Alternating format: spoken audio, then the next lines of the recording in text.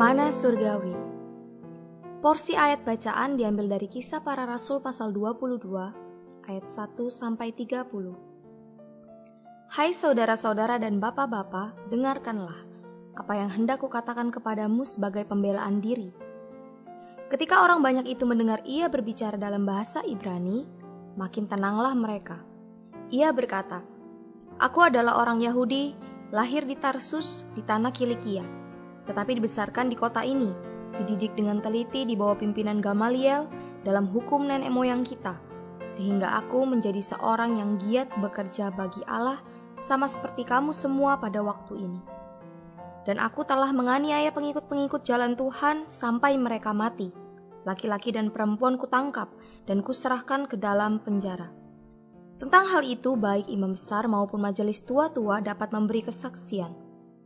Dari mereka aku telah membawa surat-surat untuk saudara-saudara di Damsyik, dan aku telah pergi ke sana untuk menangkap penganut-penganut jalan Tuhan yang terdapat juga di situ dan membawa mereka ke Yerusalem untuk dihukum. Tetapi dalam perjalananku ke sana, ketika aku sudah dekat Damsyik, yaitu waktu tengah hari, tiba-tiba memancarlah cahaya yang menyilaukan dari langit mengelilingi aku. Maka rebalah aku ke tanah, dan aku mendengar suatu suara yang berkata kepadaku, 'Saulus, Saulus, mengapa engkau menganiaya aku?' Jawabku, 'Siapakah engkau Tuhan?' Katanya, 'Akulah Yesus, orang Nazaret yang kau aniaya itu.' Dan mereka yang menyertai aku memang melihat cahaya itu, tetapi suara dia yang berkata kepadaku tidak mereka dengar. Maka kataku, 'Tuhan, apakah yang harus kuperbuat?' Kata Tuhan kepadaku, 'Bangkitlah dan pergilah ke Damsyik. Di sana akan diberitahukan kepadamu segala sesuatu yang ditugaskan kepadamu.' Dan karena aku tidak dapat melihat oleh karena cahaya yang menyilaukan mata itu, maka kawan-kawan seperjalananku memegang tanganku dan menuntun aku ke Damsyik. Di situ ada seorang bernama Ananias, seorang saleh yang menurut hukum Taurat dan terkenal baik di antara semua orang Yahudi yang ada di situ. Ia datang berdiri di dekatku dan berkata, 'Saulus, saudaraku, bukalah matamu dan melihatlah.' Dan seketika itu juga aku melihat kembali dan menatap dia.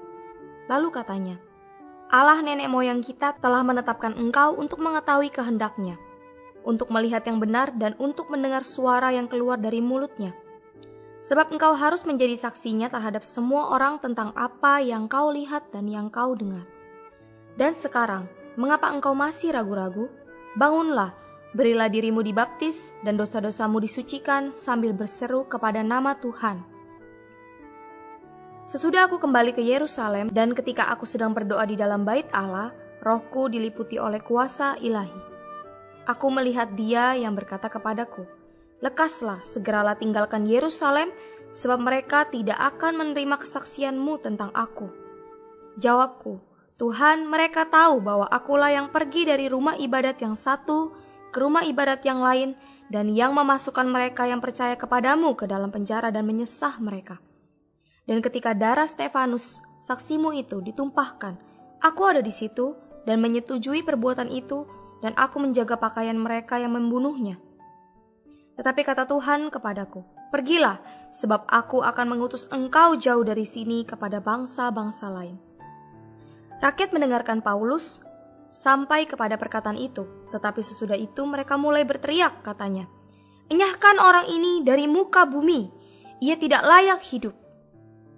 Mereka terus berteriak sambil melemparkan jubah mereka dan menghamburkan debu ke udara. Karena itu kepala pasukan memberi perintah untuk membawa Paulus ke markas dan menyuruh memeriksa dan menyesah dia, supaya dapat diketahui apa sebabnya orang banyak itu berteriak-teriak sedemikian terhadap dia.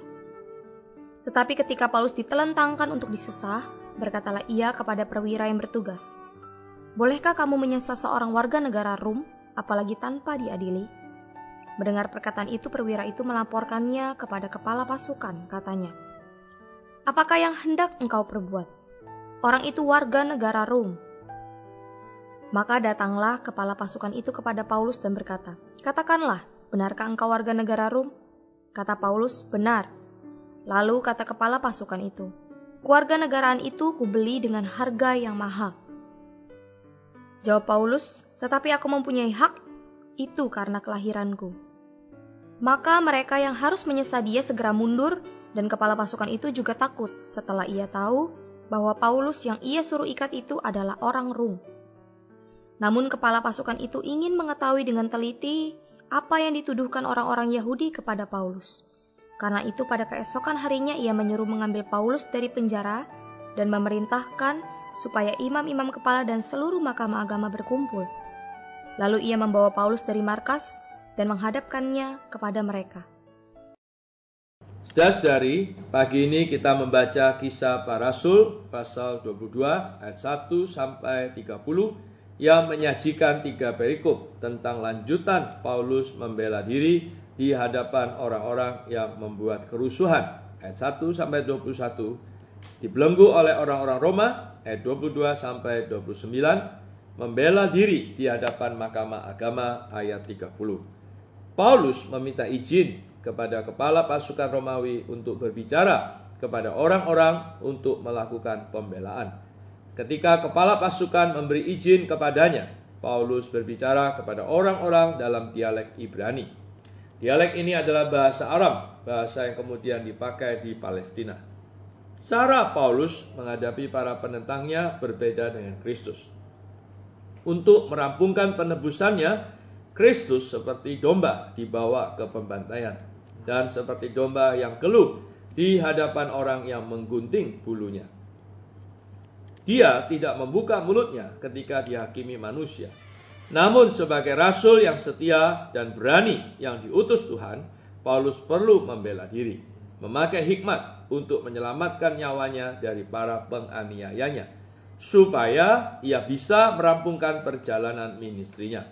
Walaupun ia rela dan siap mengorbankan nyawanya bagi Tuhan, dia tetap berusaha hidup lebih lama supaya dia dapat sebisanya merampungkan ministri Tuhan. Paulus mengatakan bahwa dia adalah orang Yahudi, dididik dengan teliti di bawah pimpinan Gamaliel dalam hukum nenek moyang orang Yahudi, sehingga dia menjadi seorang yang giat bekerja bagi Allah dan telah menganiaya pengikut-pengikut jalan Tuhan sampai mereka mati. Laki-laki dan perempuan ditangkap dan diserahkan ke dalam penjara. Selanjutnya, Paulus mengatakan tentang pengalamannya pada perjalanan ke Damsyik. Di dalam perjalanan itulah, tiba-tiba memancarlah cahaya yang menyilaukan dari langit mengelilingi dia. Lalu rebalah dia ke tanah dan dia mendengar suara yang berkata kepadanya, "Saulus, Saulus, mengapa engkau menganiaya aku? Aku ini adalah aku yang korporat, meliputi Yesus Tuhan dan semua orang yang percaya kepadanya, semua anggota tubuhnya." Sejak waktu itu ia mulai melihat bahwa Tuhan Yesus dan semua orang yang percaya kepadanya adalah satu persona yang besar. Aku yang ajaib. Sebelum mengenal Tuhan Yesus, Paulus menyebut dia Tuhan atau Tuhan.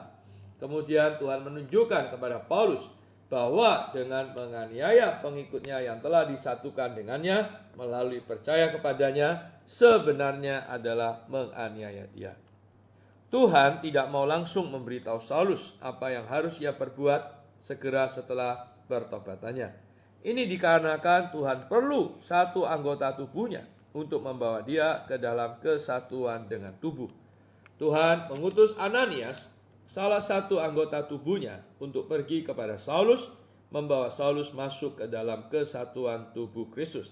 Ini pasti juga telah memberi kesan yang dalam kepada Saulus tentang pentingnya tubuh Kristus, membantu dia menyadari bahwa orang beriman yang beroleh selamat memerlukan anggota-anggota tubuh Kristus.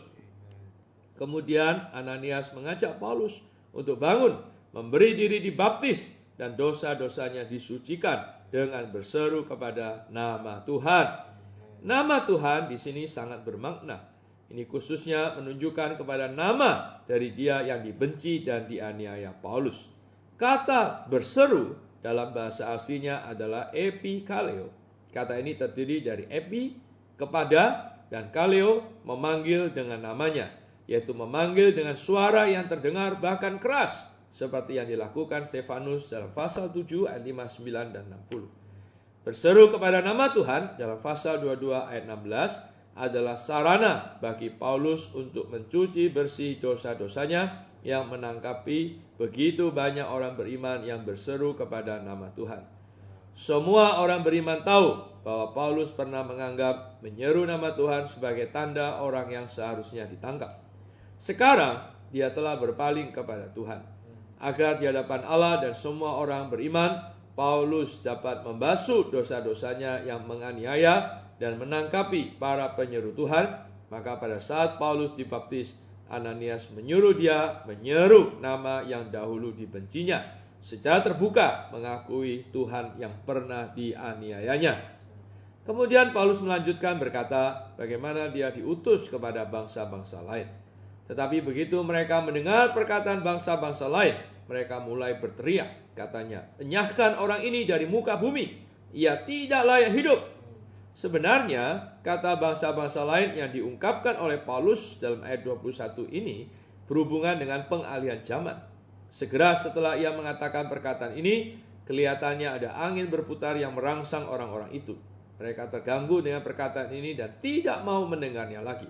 Mereka terus berteriak sambil melemparkan jubah mereka dan menghamburkan debu ke udara. Karena itu kepala pasukan memberi perintah untuk membawa Paulus ke markas dan menyuruh memeriksa dan mencambuk dia, supaya dapat diketahui apa sebabnya orang banyak itu berteriak-teriak demikian terhadap dia. Tetapi ketika Paulus ditelentangkan untuk dicambuk, berkatalah ia kepada perwira yang bertugas, "Bolehkah kamu mencambuk seorang warga negara Roma, apalagi tanpa diadili?"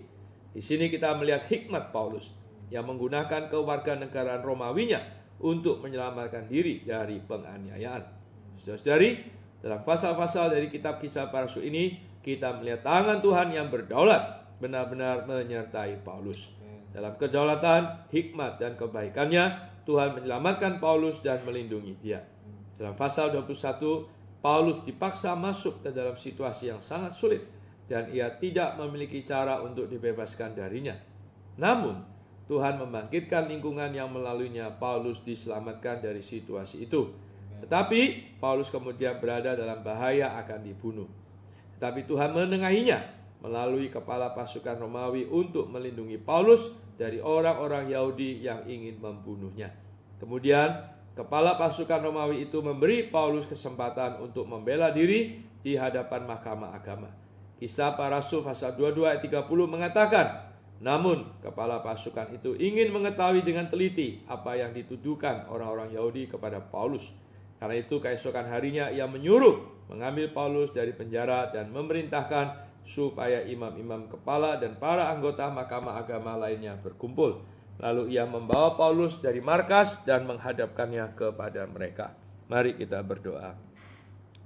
Tuhan Yesus, kami mengucap syukur atas firman-Mu pada pagi hari ini. Tuhan, firman yang kami baca pada pagi hari ini, Tuhan membuktikan bahwa Engkau adalah Tuhan yang hidup, yang terus bergerak. Tuhan, Engkau tidak tidur. Tuhan, Engkau tahu segala situasi yang menimpa hamba-Mu ya Tuhan. Oh Tuhan Yesus, karena itu kami tidak perlu takut Tuhan terhadap pekerjaan-Mu hari ini. Tuhan, kami tidak perlu ragu terhadap kerjasama kami di dalam pergerakan-Mu hari ini. Tuhan Yesus, Engkaulah sumber iman kami. Tuhan, kami perlu belajar berhikmat dan terus menerus dengan berani memberitakan firman kebenaran. Memberitakan Injil, baik atau tidak baik pada waktunya. Karena Engkau adalah Allah Immanuel. Engkau adalah Allah yang berdaulat. Tuhan, Engkau yang mengatur segala situasi. Kami hanya bisa percaya padamu saja. Oh Tuhan Yesus, dan tidak ragu ya Tuhan, dalam segala situasi yang sulit, yang mungkin menghalangi pergerakan-Mu hari ini.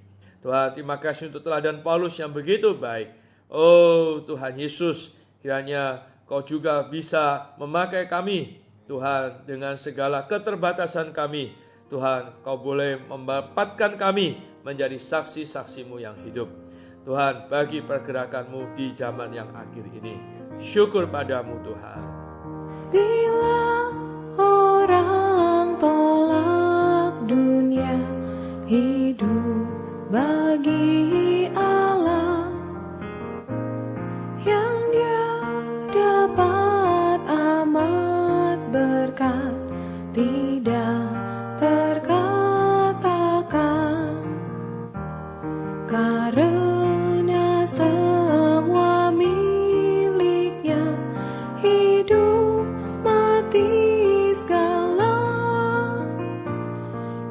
Kristuslah hayat nafasnya dan tempat tinggalnya.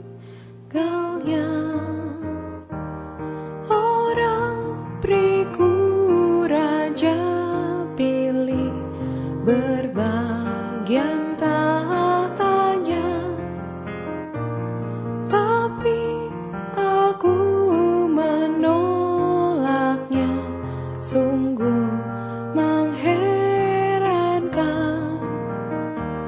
Jangan sampai bilang korban bayar berapa jua, asal jadi pasukannya, haknya tak terkata.